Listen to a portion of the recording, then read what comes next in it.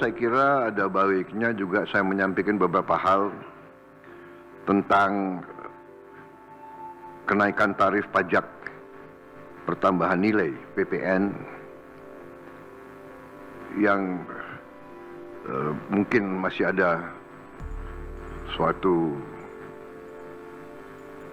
keraguan-raguan atau suatu ketidakpemahaman ya yang tepat, sehingga saya setelah koordinasi dan diskusi dengan Menteri Keuangan dan jajaran beberapa kementerian lain, saya merasa perlu bahwa untuk menyampaikan sendiri masalah PPN 12% ini.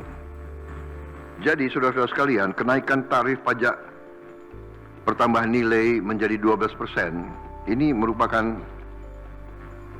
amanah, merupakan perintah dari Undang-Undang Nomor 7 Tahun 2021 tentang harmonisasi peraturan perpajakan.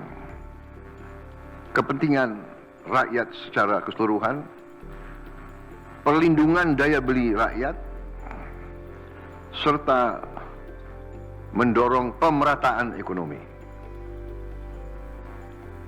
Komitmen kita adalah selalu berpihak kepada rakyat banyak, berpihak kepada kepentingan nasional, dan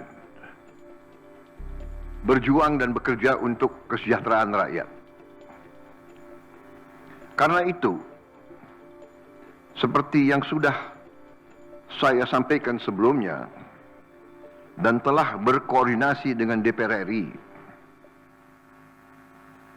hari ini pemerintah memutuskan bahwa kenaikan tarif PPN dari 11% menjadi 12% hanya dikenakan terhadap barang dan jasa mewah.